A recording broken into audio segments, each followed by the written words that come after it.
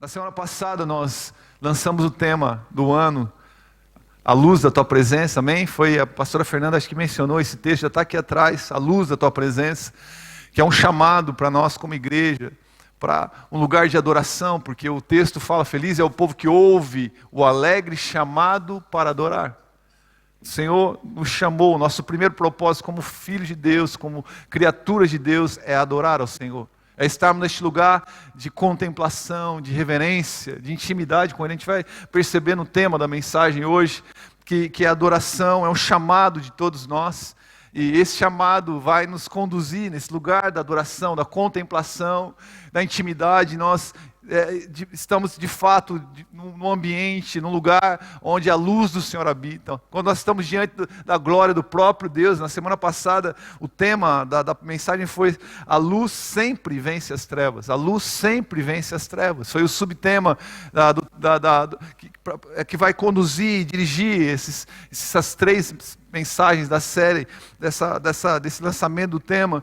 E nós cremos nessa palavra, nós cremos que como filhos da luz, como filhos de Deus, nós permanecendo na presença dEle, nós vamos ser guiados por essa luz poderosa. E por isso nós sempre, como filhos da luz, como filhos de Deus, vamos vencer e vamos ultrapassar as trevas. A luz jamais vai vencer as trevas. A luz, ela venceu no início de toda a criação, no haja luz, quando Deus disse haja luz, e aquela luz que a gente aprendeu na semana passada, de que aquela luz era a própria luz de Deus, era a própria presença de Deus que estava no caos da criação. A sua própria presença fez com que aquele caos, aquela escuridão seja totalmente acabada, terminada, porque diante da palavra de Deus a luz dissipou as trevas. E a gente vai ver a presença da luz em toda a jornada da palavra, a luz de Deus se manifestando em vários momentos, como a presença de Deus, a glória de Deus se manifestando. E o último capítulo da Bíblia, de Apocalipse capítulo 22, fala que na Nova Jerusalém ali não haverá sol, não haverá lua, os corpos celestiais, porque a luz da cidade celestial será o próprio Deus. Ele é a luz da Nova Jerusalém. Um dia nós viveremos debaixo dessa glória, dessa luz magnífica do próprio Deus. Isso é glorioso. E hoje eu quero seguir com a segunda mensagem da série A Luz da Tua Presença, com o tema, com o subtema, diga assim comigo: a habitação da glória de Deus. A habitação da glória de Deus. Meu irmão, eu estou pregando a segunda mensagem. De manhã tinha bastante gente aqui. Eu estava animado e eu estou animado hoje. Eu falo que à noite eu estou mais animado para pregar, porque eu já preguei uma vez. A presença de Deus já esteve aqui neste lugar. A palavra foi maravilhosa. E hoje à noite eu estou mais animado para pregar. Eu não estou cansado, meu irmão. Aliás, eu dormi hoje uns 50 minutos para a glória de Deus. Porque eu gosto muito, o que um autor fala, que alguns minutos de sono aumentam em muito a nossa espiritualidade. O que nós precisamos fazer em alguns momentos é descansar, né? Nós precisamos dormir. Se existe algo glorioso é quando a gente deita na nossa cama. E quando eu deito todo dia, eu penso, nossa, 7, alguns irmãos ficam com inveja talvez, mas alguns estão dormindo menos, 5, 4, tem alguns que têm insônia. Vamos orar para Deus te livrar disso, amém? Mas quando eu deito, eu falo, nossa, eu vou dormir. Obrigado, Deus. O sono do justo. E Deus não dorme no cochilo, ainda Ele está acordado me vigiando, hein? Me protegendo. E eu tô animado para essa segunda mensagem. Eu estou animado até para uma terceira. Se a gente quiser, depois, se você quiser conversar mais sobre essa, nós vamos conversar, amém, meus irmãos? Porque hoje é o dia da gente iniciar a nossa semana na casa de Deus. Isso é maravilhoso. Com liberdade, nós podemos falar da palavra no púlpito com liberdade. Isso é glorioso, a habitação da glória de Deus. Nós vamos trilhar essa jornada entendendo que o próprio Deus, ele que é o Deus glorioso. Quando a gente fala da glória de Deus, a gente está falando da majestade de Deus. E a gente vai perceber como Deus tem um desejo, olhando para toda a Escritura, do Novo até do Velho até o Antigo Testamento, que Deus, Ele tem prazer, Ele busca manifestar a sua glória, a sua presença, junto ao povo, junto às pessoas. Ele não é um Deus distante, Ele não é um Deus indiferente, mas nós vamos hoje, à luz da palavra, perceber que a glória, a majestade de Deus não está distante do homem, não está apartada, não está numa cúpula tão distante, não. Ele tem desejo, Ele tem prazer em manifestar a sua presença ao seu povo. Abacuque capítulo 2, Abacuque capítulo 2, versículo 14, a palavra fala, e esse é o profeta Abacuque, uma profecia poderosa desse grande homem de Deus. Abra sua Bíblia aí, ou pegue o teu smartphone, mas se você puder pegar a Bíblia para você treinar abrindo Abacuque, talvez alguns não abriram ainda o Abacuque em toda a vida, em nome de Jesus, se arrependa disso, se você não fez isso, se você fez isso. Amém? Abacuque, amém? Abra aí. Abacuque capítulo 2, versículo 14. A palavra de Deus diz, mas através desse profeta, ele declara: mas a terra se encherá do conhecimento, diga assim comigo, do conhecimento da glória do Senhor. Fala assim de novo, do conhecimento da glória do Senhor. E o texto continua dizendo, como as águas cobrem o mar.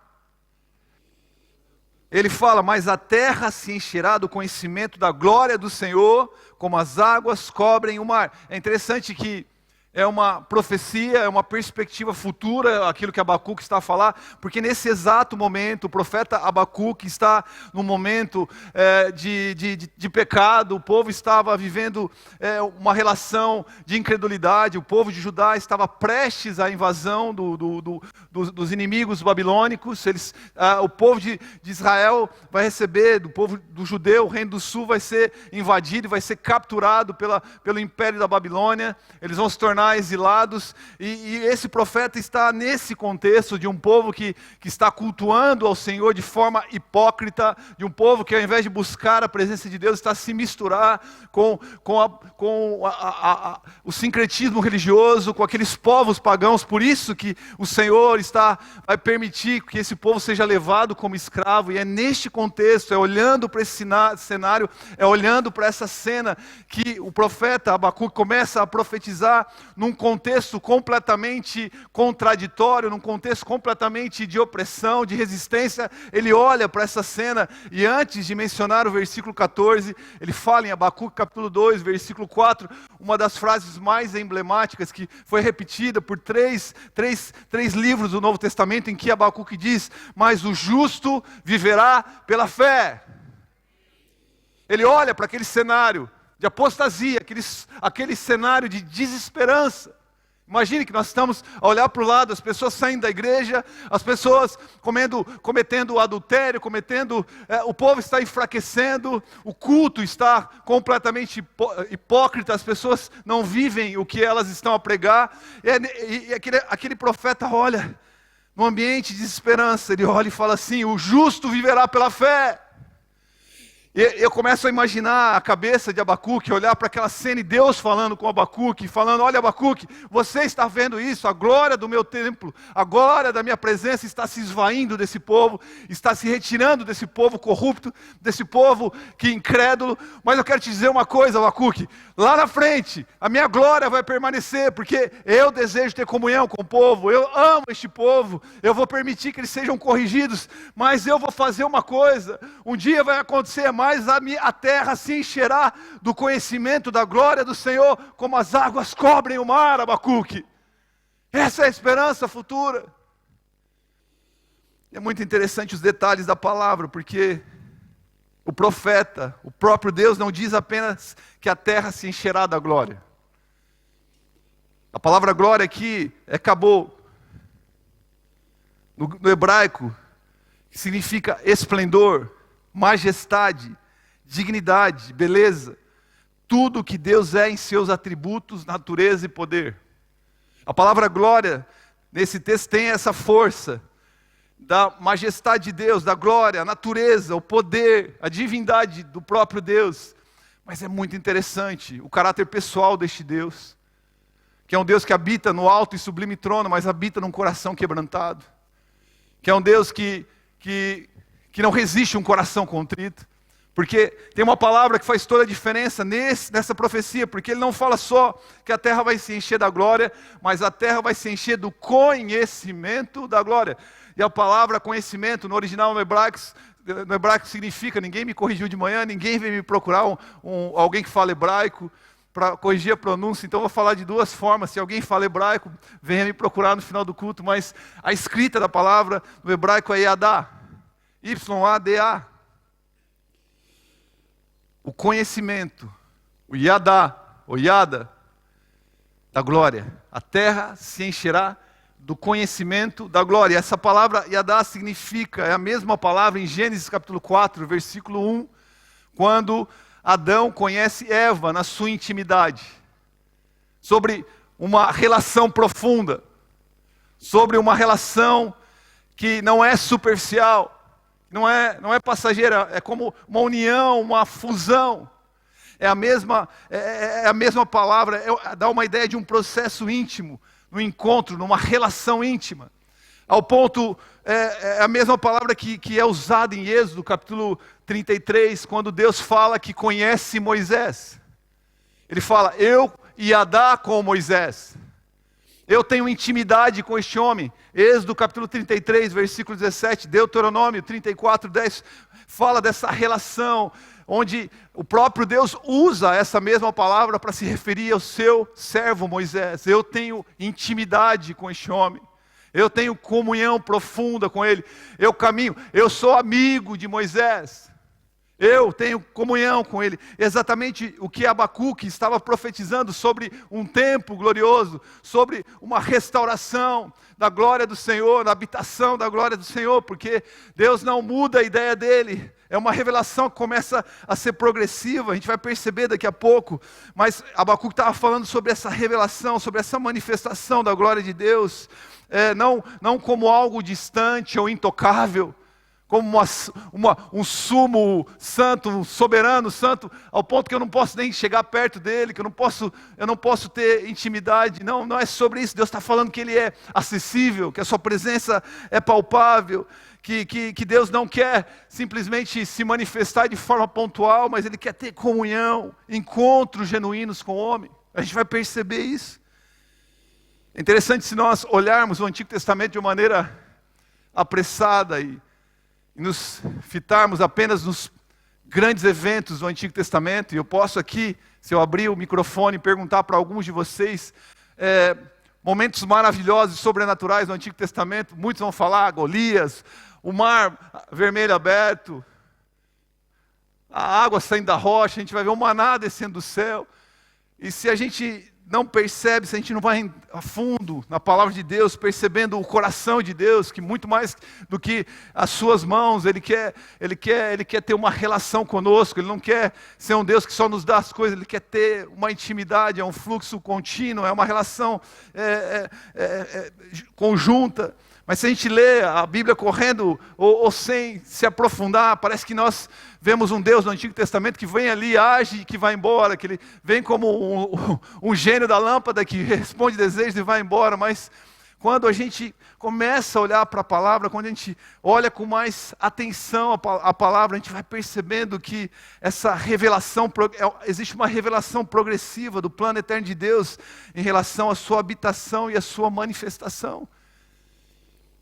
Deus vai mostrando em diversos momentos da palavra que o Senhor, Ele deseja ter comunhão com o homem, que Ele deseja revelar a sua glória, que Ele deseja fazer com que a sua presença permaneça com o homem. A gente vai perceber Deus fazendo isso de maneira progressiva. Diz comigo assim, do jardim ao tabernáculo. A gente vai passar por alguns momentos da palavra para que a gente perceba como essa presença da glória de Deus vai se manifestando de tempos em tempos, de forma progressiva, com o propósito de Deus, linkado. Tudo faz sentido e tudo começa no jardim do Éden. Daqui a pouco nós vamos chegar no tabernáculo de Moisés, mas no jardim do Éden a gente vê a revelação da glória de Deus. Começa no jardim do Éden, Gênesis capítulo 1, versículo 26. Abra a tua Bíblia, Gênesis 1, 26. Gênesis 1, 26, a palavra fala, ali no momento em que Deus está criando o homem, a palavra fala, disse Deus, façamos o homem a nossa imagem, conforme a nossa semelhança. Deus começa a criar todas as coisas, Ele declara, Ele diz, haja aquilo outro, haja a luz, agora o sol, as luas, as estrelas, mas quando o homem vai criar o homem, como Deus vai criar, o homem, ele se envolve de maneira íntima, até porque o homem é criado do pó da terra, o homem é modelado pelo próprio Deus, e existe um envolvimento pessoal da Trindade, porque a palavra fala, façamos o homem, é diferente de haja, é um envolvimento mais íntimo, mais pessoal, está no plural, porque Deus estava se referindo ao conselho da Trindade. E duas palavras fortes aqui, façamos o homem a imagem e semelhança de Deus. São quase palavras sinônimas, são sinônimos ali no hebraico. Palavras que significam, a palavra imagem significa uma representação de alguém. No original, a palavra semelhança representa a natureza, a própria natureza. Se nós vamos ali para Gênesis 1, 26, 27, 28, a gente vai encontrar Deus criando o homem, abençoando o homem. A palavra ali que eu tenho falado muitas vezes, que no hebraico é barak, a palavra bênção significa isso, repartir a autoridade, repartir da essência, repartir aquilo que existe na própria essência do caráter de Deus com o homem. Ele faz isso com o homem no Éden, mostrando o desejo de Deus de repartir a sua glória com o homem, a sua majestade, a sua autoridade. Esse era o desejo, o homem estava ali revestido pela glória de Deus, o homem e Deus estavam ali no jardim do Éden, não havia separação, não havia ruptura, não havia pecado, a presença de Deus estava a passear livremente, compartilhando ali, o homem compartilhava diariamente a presença de Deus todos os dias, a viração do dia, Deus vinha ter comunhão com o homem, Gênesis 3:8. Um relacionamento muito próximo. Vocês conseguem imaginar isso? O quão glorioso era o ambiente do Éden, a presença de Deus, mas nós sabemos que ali em Gênesis capítulo 3 também, o pecado entra, o pecado quebra esse ciclo da presença e da comunhão, da intimidade de Deus para com o homem, e o homem agora vive debaixo do jugo do pecado, ele é afastado daquele lugar de comunhão, da presença, da glória de Deus natural, fluxo natural. E a Bíblia fala que o homem e a mulher eles foram colocados para fora do jardim do Éden, porque Deus já não podia conviver com o pecado do homem, com a maldade do homem, com a impureza do homem. E a Bíblia fala em Gênesis 3:24 que Deus colocou 2 querubins na porta do jardim com uma espada flamejante, guardando a árvore da vida, porque o homem não podia mais por livre e espontânea vontade, o homem não podia por seu próprio esforço, por seu próprio mérito, ressantificar, reconectar totalmente e completamente a intimidade, a aliança com Deus, porque o pecado causou separação. E esse homem, essa mulher, eles se tornam peregrinos num ambiente totalmente hostil, apartados da presença de Deus. Mas a Bíblia fala que alguns séculos depois, né, a gente não tem tempo de ficar aqui mencionando todos os textos, mas que alguns séculos depois, quando Israel já havia saído do exílio ali do Egito, depois de mais de 400 anos de escravidão no Egito, eles vivem o êxodo. O povo sai do Egito, Deus trouxe, a palavra fala que Deus conduz Moisés até o cume do Monte Sião. Esse amigo de Deus, esse homem que tinha uma intimidade profunda com a presença de Deus, esse homem que contemplou a glória de Deus, Deus o leva até o Monte de Sião, e ali naquele lugar, no Monte de Sião, em Êxodo capítulo 20, Deus entrega os 10 mandamentos para Moisés naquele lugar. entrega aquelas ordenanças que são como uma legislação que protege o povo, que guarda contra o pecado, porque agora o homem está debaixo do jugo da lei. Ele precisa de limites, porque o homem ele é corrupto em todos os seus caminhos, e Deus coloca muros de proteção. Os 10 mandamentos significam isso. E em Êxodo capítulo 25, a palavra fala que Deus dá um projeto de um tabernáculo, de uma arca, de um lugar, para que a sua glória pudesse se manifestar, para que a sua presença pudesse se manifestar. O lugar do tabernáculo de Moisés, que é chamado o lugar santíssimo. E nós poderíamos fazer aqui só um estudo desse tabernáculo, dos lugares, dos espaços, de cada local em que esse tabernáculo era constituído. Eu trouxe aqui uma cola, porque eu não trouxe o desenho ali do tabernáculo de Moisés, mas esse tabernáculo, Deus foi passando passo a passo o que ele deveria fazer, para que ele construísse um lugar na terra, onde a presença de Deus iria habitar. Não por desejo de Moisés, não por luxo de Moisés, mas porque Deus queria habitar junto aos homens. Esse tabernáculo era formado por um portão do átrio, tinha um altar de bronze, tinha um lavatório, tinha um lugar santo, tinha o véu e tinha a arca da aliança. Antes da arca da aliança tinha um véu, para que naquele lugar só homens consagrados como Moisés, como o sumo sacerdote Arão, só eles podiam entrar naquele lugar para ter comunhão com a presença de Deus. E é interessante que em Êxodo 25:8, o próprio Deus diz assim: e me farão um santuário para que eu habite no meio deles. Porque eu quero habitar no meio do povo. Porque eu sou um Deus presente. Eu sou um Deus que deseja ter comunhão com o homem. Isso vai mostrando mais uma vez, Deus, de alguma forma, mesmo que parcialmente, progressivamente, Deus restaurando aquela relação do Éden, embora ainda há o pecado, e nós vamos perceber quem vai partir o véu, quem vai rasgar o véu. A gente vai saber o final da história, nós vamos chegar até lá, mas tudo tinha a ver com o desejo de Deus, de ter comunhão, de habitar no meio do povo, de habitar na tua casa, de habitar na igreja, de habitar na sua vida diária. Deus deseja ter comunhão, Deus deseja habitar no meio do povo. E a palavra habite aqui significa, é shakan no hebraico, significa instalar, habitar, residir, morar em tenda, instalar para permanecer.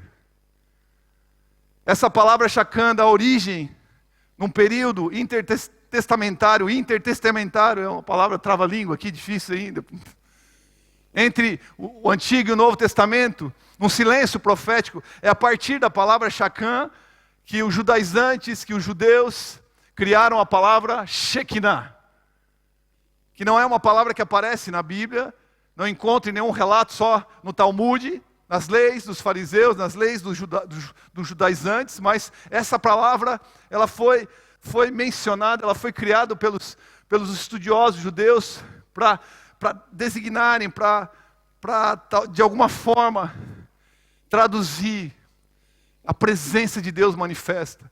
Por isso que algumas canções falam: derrame a Shekinah, venha a Shekinah, venha a Shekinah. Uma palavra que veio nesse período, foi criado para designar a presença manifesta de Deus, que é originária da palavra shakan, um desejo de Deus de se instalar, um desejo de Deus de morar com os homens. E Deus começa a dar aquele projeto, a Arca da Aliança. É interessante que na Arca da Aliança, mais uma vez, no relato histórico do próprio Moisés, que escreve ali o relato do Éden, e agora está a escrever o relato do projeto do tabernáculo, da Arca, e novamente aparece a figura dos querubins. Na Arca da Aliança, Êxodo 25:22, fala ali sobre a tampa, que é o lugar da expiação, entre os querubins de ouro, que estão sobre a Arca da Aliança. Virei ao seu encontro e falarei com você. Eu vou ter intimidade com você, Moisés. Embora, nesse momento, somente homens como Moisés, Arão e os sumos sacerdotes podiam entrar, tinha permissão de entrar naquele lugar santíssimo, além do véu. Mas quando a palavra fala que quando esses homens entravam na presença de Deus, a glória de Deus vinha e o povo conseguia ver a manifestação da glória de Deus sobre a tenda do tabernáculo. Eles testemunharam, os olhos deles viam a presença de Deus. Desde o dia da inauguração do tabernáculo, o povo viu a manifestação visível da glória de Deus, revelando o desejo de Deus de tocar todo o povo. Êxodo 40, 34, quando o tabernáculo foi inaugurado, Êxodo 40, 34, assim Moisés finalmente terminou o trabalho e a glória do Senhor encheu o tabernáculo. Depois de 8 dias da inauguração desse tabernáculo, onde a presença de Deus se manifesta, o sumo sacerdote Arão, os levitas, eles estão preparando o primeiro sacrifício, o holocausto, que nós sabemos o que representa, o que era o sacrifício de um animal, a quem esse sacrifício estava apontando. O sacrifício de um animal santo, puro, estava apontando a quem, meus irmãos? Jesus. E no primeiro momento, 8 dias depois da inauguração do tabernáculo de Moisés, pela primeira vez os sacerdotes prepararam os sacrifícios no altar de holocausto.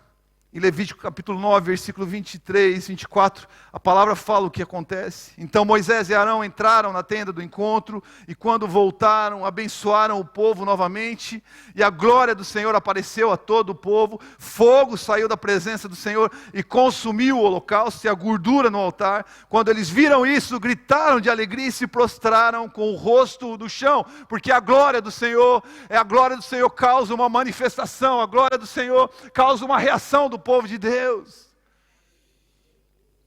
causa quebrantamento, constrangimento.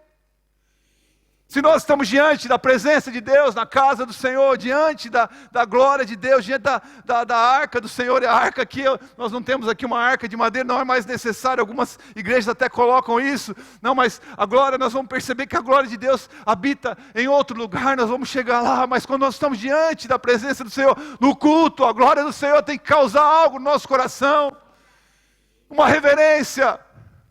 Aqui o povo gritou de alegria, o povo se prostrou. E a partir desse dia, da inauguração do tabernáculo do Senhor, a palavra fala que a presença de Deus acompanhava o povo no deserto.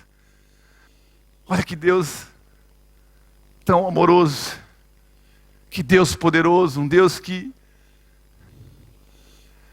conduz os nossos passos, um Deus que tem prazer em direcionar o seu povo, em trazer uma palavra de orientação. Êxodo 40, 36, olha o que acontece nesse dia também.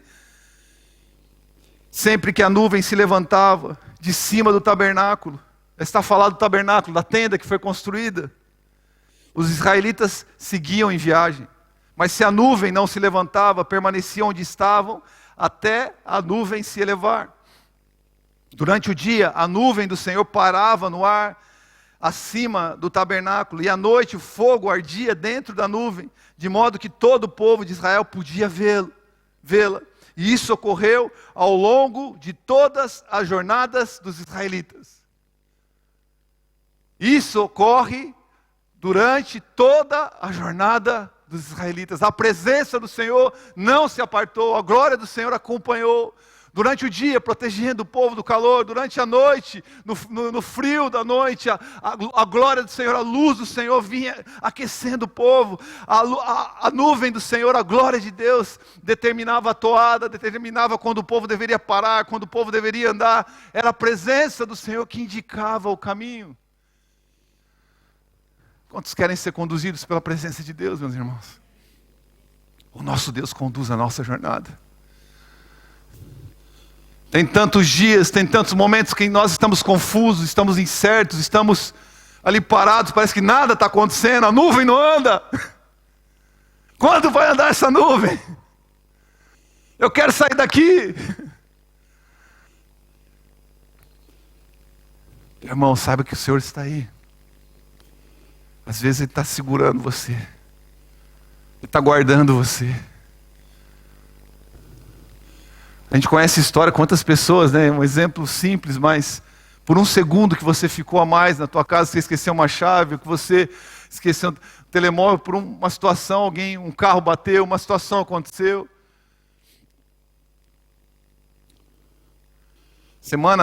Acho que 3 semanas atrás, estava aqui, o Luiz estava no culto aqui, agora de manhã, um milagre. Carrinha, estava a 150 quilômetros, voltando da Espanha. Ele atrás, acho que 5 homens na carrinha, a 150 quilômetros. O senhor dorme e bate num caminhão à frente, que estava a 80 quilômetros por hora, graças a Deus estava em movimento, porque senão todos teriam morrido. O Luiz estava aqui intacto, sem nenhum arranhão. Ele viu ele girando no ar 3 vezes, falou, pelo menos 3 vezes, pastor, eu só via o asfalto passando. Nenhum arranhão. Nenhuma morte. Um dos rapazes, aliás, todos ainda não voltaram a trabalhar, o Luiz voltou no outro dia, os médicos olharam, não tem nada.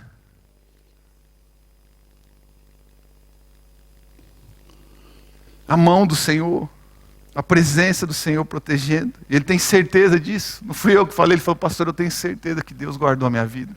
Eu não tenho um arranhão. Não é normal. Eu dei tantas voltas.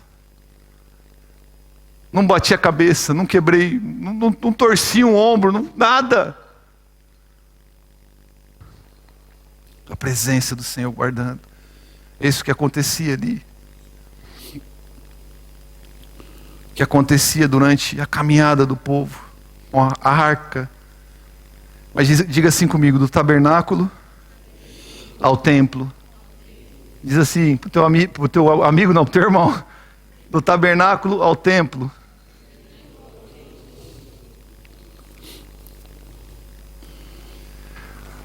Desde o momento que o povo sai do Egito, até a inauguração do templo, passaram-se 480 anos.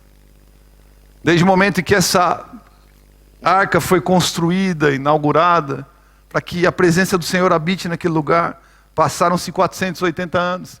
Essa arca da aliança, e como Deus estava a lidar com um povo obstinado a praticar o pecado, a se misturar com outros povos pagãos. Esse povo entra na terra prometida, mas começa, ao invés de influenciar aqueles povos inimigos, ela começa a se misturar.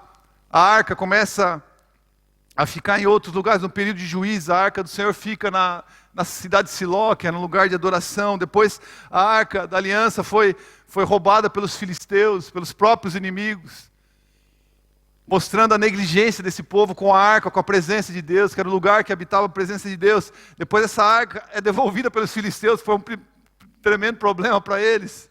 Estavam mexendo com a autoridade superior. Essa arca fica na casa de 2 famílias, até que Davi, eu estou aqui encurtando a história, essa arca foi trazida por Davi. Quantos lembram Davi trazendo a arca do Senhor a Jerusalém, dançando, celebrando pela presença de Deus? Quantos lembram dessa história? E depois de 480 anos, desde a saída do povo do Egito, até este momento, onde Davi ele começa a ter um desejo de construir uma casa para Deus, um lugar onde a presença de Deus podia repousar, um desejo que o próprio Deus colocou no coração deste homem chamado Davi, porque a palavra de Deus fala que Davi é o homem segundo o coração de Deus. Davi era um homem que tinha um coração de adorador. Davi escreveu que ele amava a presença de Deus, que ele ama a habitação da presença de Deus. E é este homem que começa a ter um desejo, começa a ter uma inquietação no coração. Em 2 Samuel capítulo 7, versículo 2, o próprio Davi disse assim: eu moro em casa de cedros, e a arca de Deus mora dentro de cortinas. A presença da arca de Deus, a presença de Deus mora numa tenda. E este homem, Deus dá a Davi um projeto de uma construção de um templo glorioso, para que a presença de Deus pudesse ser habitada. Mas na realidade nós vamos saber que não é Davi que constrói esse templo, é o seu próprio filho Salomão. Por isso é chamado o Templo de Salomão. E no dia da inauguração do Templo de Salomão, o projeto que foi dado a Davi e entregue para o seu filho, esse templo majestoso foi construído.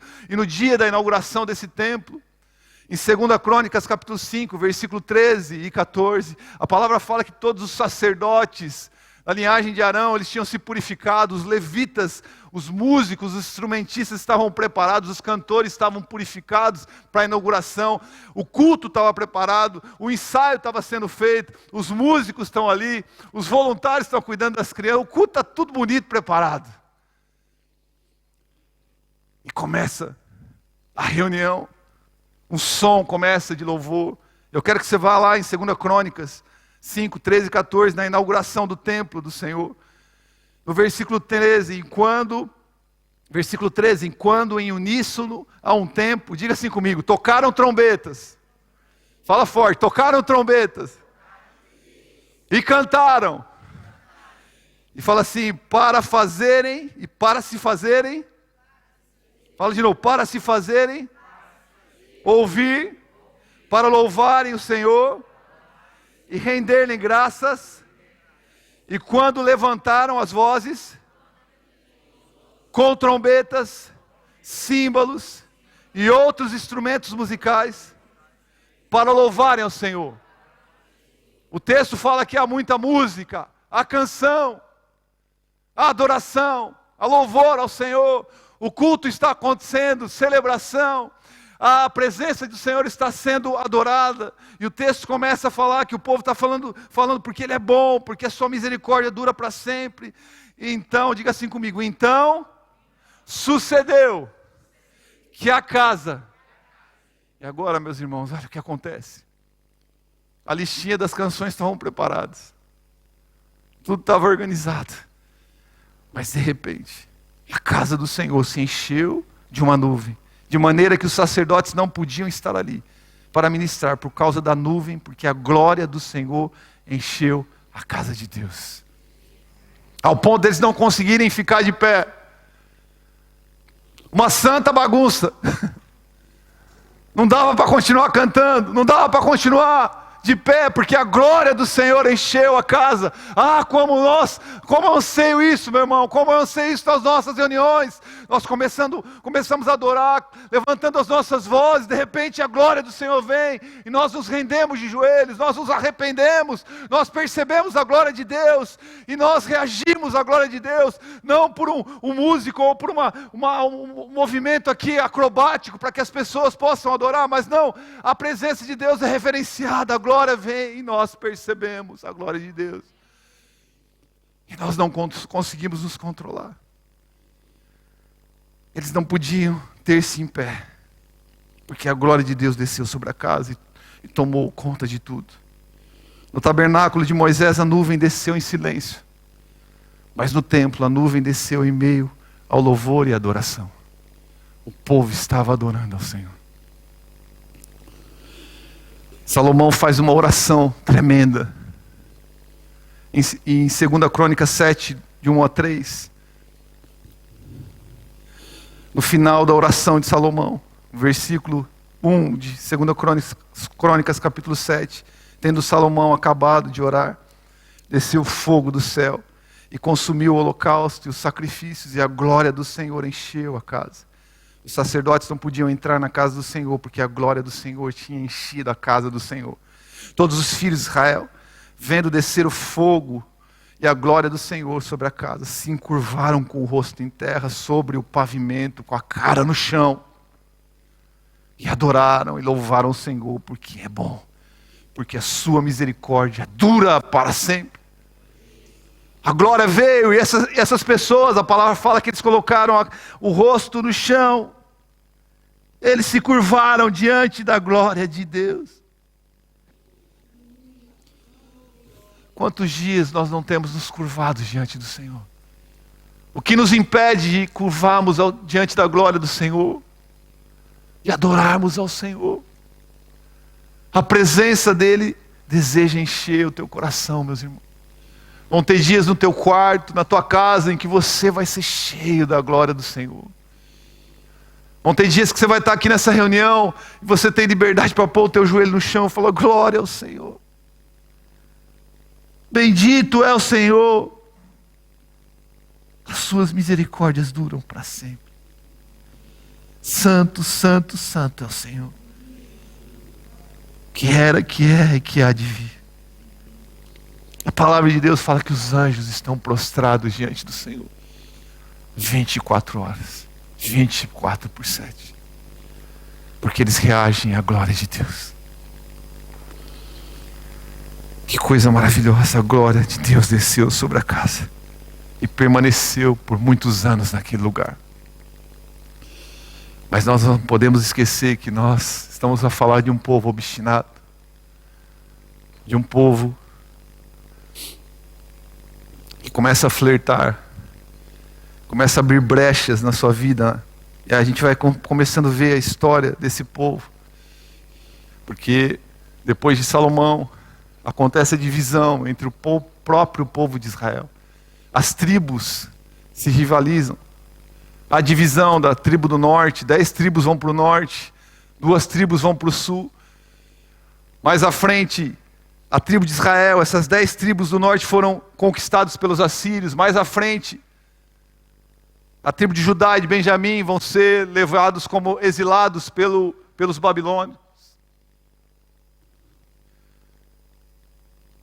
Mas um pouco antes da destruição desse templo de Jerusalém, esse templo onde a presença da glória do Senhor se manifestou, esse templo vai ser destruído pelo rei Nabucodonosor em 586, mas antes, um pouco antes disso acontecer, quando o povo de Judá começa a ser levado como cativo, começa a ser levado como escravo para a Babilônia, inclusive um deles era o próprio profeta Ezequiel. E o profeta Ezequiel foi levado em 597 anos antes de Cristo para esse cativeiro da Babilônia. E ele está nesse contexto que ele percebe o pecado, a apostasia, a incredulidade do povo. Ele olha para esse contexto em Ezequiel capítulo 10, versículo 18. Ezequiel começa a ver a glória de Deus se afastando do templo. Ele diz, Ezequiel 10, 18, então a glória do Senhor saiu da entrada do templo. Que tristeza. Meus irmãos, nós não podemos viver sem a glória de Deus, sem a presença de Deus. Nós não podemos nos acostumar sem a presença de Deus. Eu vou lá para o culto. Tá tudo certo. Vamos cumprir os rituais. Tem pessoas que vêm no culto da ceia, meu irmão. É o culto tradicional. Aliás, as reuniões que mais enchem em todas as igrejas, não é em Naveira, não. Em Naveiro, perdão.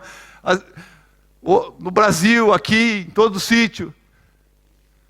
Eu já ouvi irmãos falando para mim, eu já cumpri com as minhas obrigações, vim para a ceia. Religiosidade. É o que estava acontecendo nesse momento com o povo de Israel. Esse povo estava adorando ao Senhor com seus lábios, mas o seu coração estava distante do Senhor. Já não temiam a presença do Senhor. Ezequiel vê essa glória indo embora da presença do templo, indo embora deste povo. Esse povo está sendo levado como escravo.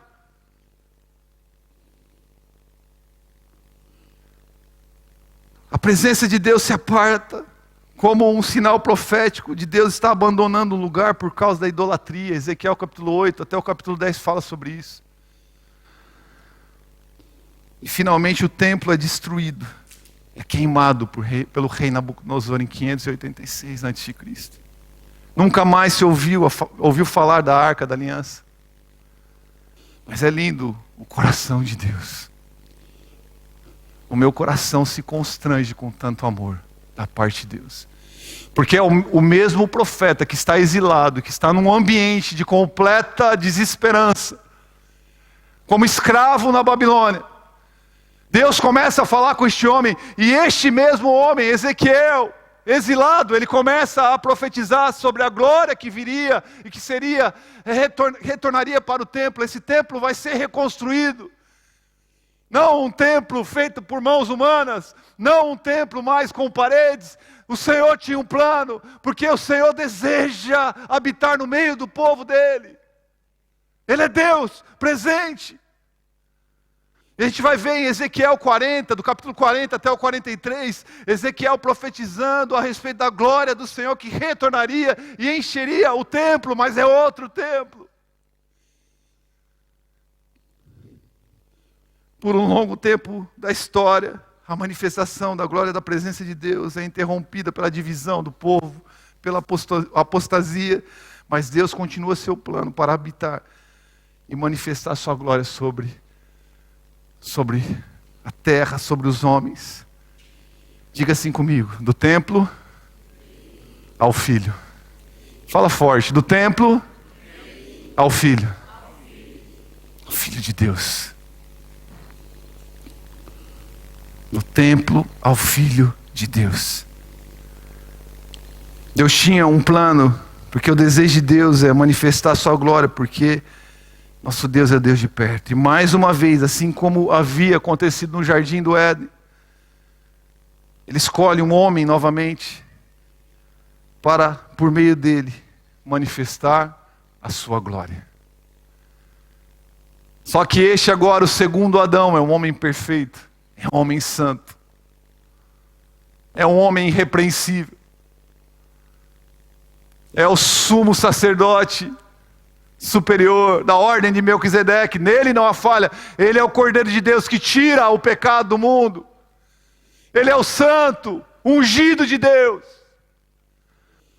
Ele é a manifestação carnal da divindade de Deus. A glória, a majestade, a divindade, a soberania toma a forma de um corpo de um bebê. A majestade, aquele que é adorado dos céus, aquele que é imensurável, aquele que tem uma glória que transcende o alfa, o ômega, o início e o fim, toma a forma do corpo de um homem para habitar no meio do povo, porque ele deseja estar perto de mim e de você. Que glorioso amor. João capítulo 1, versículo 14. O verbo se fez carne e habitou entre nós, cheio de graça e de verdade. E vimos a sua glória, glória como do unigênito do Pai. E a palavra glória aqui é doxa. Acabou no hebraico, doxa. No grego, esplendor, brilho, magnificência, excelência, majestade no sentido de perfeição absoluta da divindade. A palavra glória significa a majestade real do Messias. Essa glória vem habitar entre os homens. E a palavra habitar aqui significa fixar um tabernáculo. Antes tinha um tabernáculo de madeira, de ouro. Mas agora o tabernáculo ganha a forma de um corpo de um homem. A glória de Deus está resplandecendo. Jesus é o tabernáculo de Deus andando sobre a terra. Ele vem habitar vem habitar no meio dos homens. Isso significa que essa mesma glória, com todo esplendor, santidade e poder, está agora residindo em um homem, Jesus Cristo. Colossenses 2:9.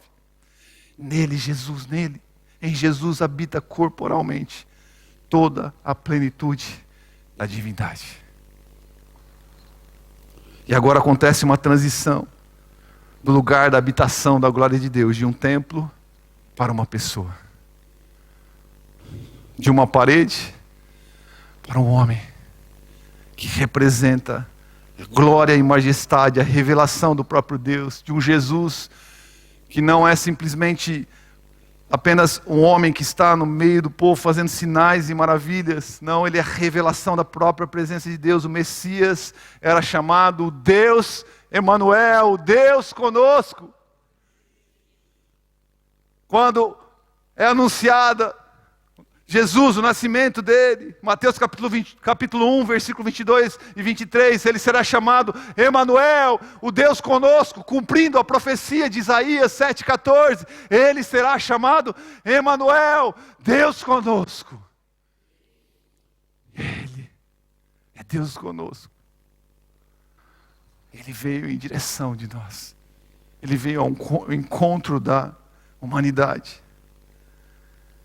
O Filho de Deus veio habitar conosco. Mas o desejo de Deus era tão profundo. O amor dele é tão poderoso. E nessa revelação progressiva do desejo de Deus de reconectar a comunhão íntima e a do Éden, Jesus envia seu Filho para que o seu corpo seja destruído e moído, para que nós pudéssemos ter novamente a comunhão, o conhecimento da glória de Deus, de uma forma tão profunda. Eu quero encerrar essa mensagem com o último ponto. Diga assim comigo: do Filho de Deus há uma casa feita com pedras vivas. Um dos grandes mistérios da cruz é que quando Jesus permitiu que a casa do seu corpo fosse destruída, ele agora estava a iniciar a construção de uma nova casa, para que a glória do Senhor pudesse repousar. Por seu sacrifício, o véu foi rasgado, para que nós pudéssemos ter acesso à presença gloriosa da arca do Senhor, não mais material, mas espiritual. A presença de Deus, isso começa a acontecer em Atos capítulo 2, no Pentecostes. Aqueles 120 discípulos estavam reunidos no mesmo lugar, com o mesmo propósito. A palavra fala que de repente o fogo da presença veio sobre eles e todos ficaram cheios do Espírito Santo. Eu queria chamar os músicos para subirem aqui, para que nós pudéssemos daqui a pouco orar. Mas em Atos capítulo 2, versículo 3 e 4, a palavra fala: apareceram línguas de fogo que se separaram, diga assim comigo, e pousaram. Diga assim, e pousaram.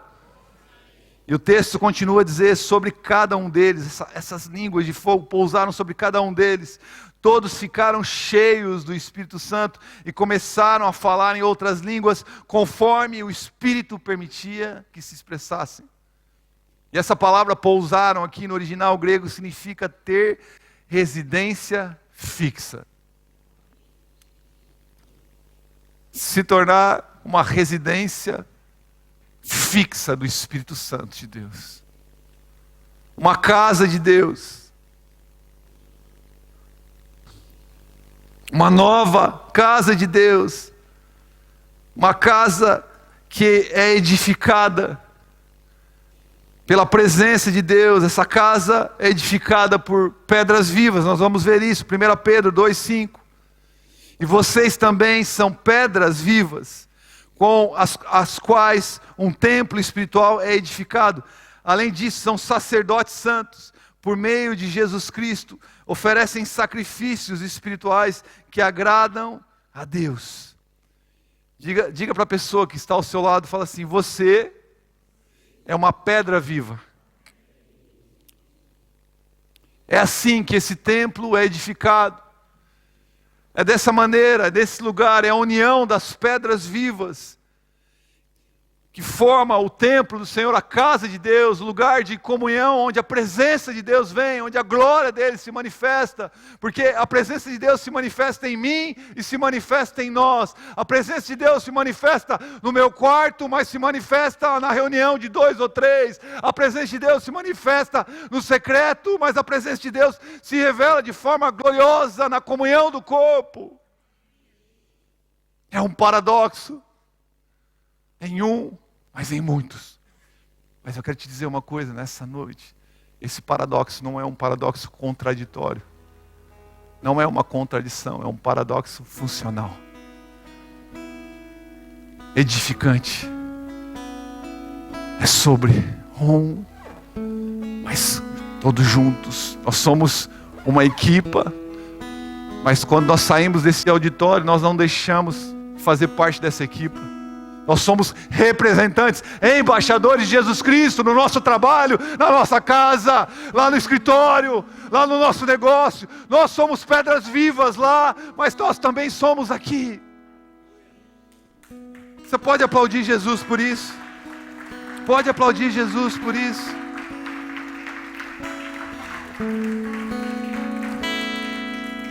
Por isso esqueça essa fala: eu não preciso ir para a igreja. Eu sou a igreja. Esse é o entendimento manco, meu irmão. Esse é o entendimento parcial, não é total. Que nós somos a igreja, amém? Mas tem a página 2. Tem o entendimento completo. Eu quero ler o que eu já disse para os irmãos nesse livro. É um livro muito muito profundo sobre a igreja, sobre o entendimento da vida em comunidade. Em que esse autor ele fala assim: não é que ir à igreja faz de você um cristão. A questão é que frequentar a igreja é o que os cristãos fazem. Será que você consegue repetir comigo? Diz assim: não é que ir à igreja faz de você um cristão. A questão é que frequentar a igreja é o que os cristãos fazem.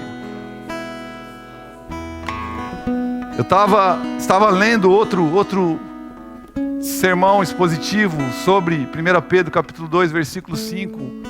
Um teólogo fazendo uma exposição especificamente desse texto. E eu fiz um recorte desse pastor William Barclay, um pastor e teólogo que eu achei tão profundo. E que um ou outro irmão veio aqui no final da reunião e falou: ô pastor, você me cutucou. Eu falei: não, a palavra já estava preparada, meu irmão. Você falou para mim isso aí? Não falei não. Mas se serviu, meu irmão. Deixa Deus falar com você. Ele pega esse texto das pedras vivas e ele fala, William Barclay, ele fala: pedras vivas traz. Eu acho que não está aqui, sinto muito, mas não está, né? Eu esqueci de mandar. Mas depois eu posso partilhar com alguém, quem quiser. Pedras vivas traz a ideia de que o cristianismo é uma comunidade. O cristão independente, que se diz cristão, mas que se julga muito superior para pertencer a uma igreja visível estabelecida sobre a terra, em qualquer de suas formas, é uma contradição de termos. Alguém que se diz um cristão e que se sente muito superior ao pão, não é muito ali raso. Olha, e eu tenho falado para esses irmãos: meu irmão, abre a tua igreja, pega lá, faz teologia, abre a portinha, começa um pequeno grupo, porque eu não quero ser uma tampa na tua vida. A igreja Nova Aliança não quer podar o teu potencial majestoso e glorioso. Eu não estou sendo irônico. Talvez Deus tenha um chamado para você tão grande que você aqui vai ser estão limitando os meus dons, o meu poder, a minha autoridade. Amém, meu irmão. Eu falo que aqui em Aveiro tem 32 igrejas evangélicas. Eu não tenho a pretensão de conquistar. Porque se eu conquistar todo mundo, vai fechar a igreja. Não, eu quero que igrejas cresçam aqui. Outras igrejas saudáveis tenham nessa cidade, pastores com outro chamado, com outra porção, com a visão que Deus vai colocar no coração deles. Mas o ponto é que, se nós estamos numa comunidade local, nós precisamos amar esse lugar. Nós precisamos sentir prazer de estar aqui. Eu tenho que sentir falta de estar aqui nesse lugar. Eu sentia falta quando eu não era pastor, meu irmão. Eu não sinto falta hoje porque eu sou pastor. Eu sinto falta há 31 anos de estar na casa de Deus. Todos os dias. É natural, não é uma obrigação. É uma cultura. É um desejo. É um anseio. Eu preciso encontrar as outras pedras vivas. Porque quando a reunião, quando o ajuntamento das pedras vivas, algo poderoso acontece. E que sejamos pedras vivas e não pedras de tropeço na casa do Senhor. E que os nossos olhos continuem a olhar para aquele que é a pedra angular dessa casa, que é Jesus Cristo. Ele é o sentido dessa reunião. Efésios capítulo 2, versículo 20 a 22. Juntos somos sua casa, edificados sobre os alicerces dos apóstolos, dos profetas, e a pedra angular é o próprio Cristo Jesus. Nele somos firmemente unidos, construindo um templo santo para o Senhor. Por meio dele vocês também estão sendo edificados como parte dessa habitação, onde Deus vive por seu Espírito. A presença de Deus está no meio da reunião do povo de Deus. Como nós não desejamos este lugar? Como nós negociamos estar desse lugar ou não?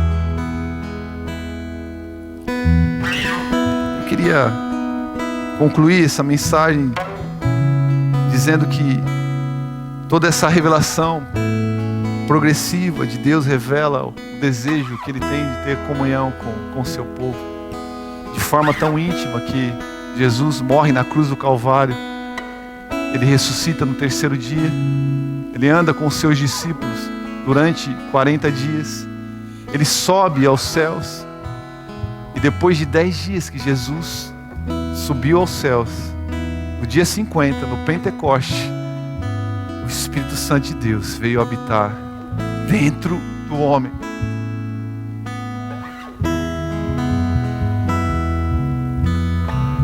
O outro semelhante, o Paracleto, ele habita dentro de nós. Nós somos a habitação da glória de Deus. E um dia nós viveremos por uma eternidade. Não haverá mais choro, não haverá mais lágrima. E nós viveremos eternamente em comunhão com Ele. Diga assim comigo: desde o jardim do Éden, passando pelo tabernáculo de Moisés, depois pelo templo de Salomão, até chegar em Jesus Cristo, e agora na igreja, a glória de Deus habita em nós. Queria que você ficasse em pé.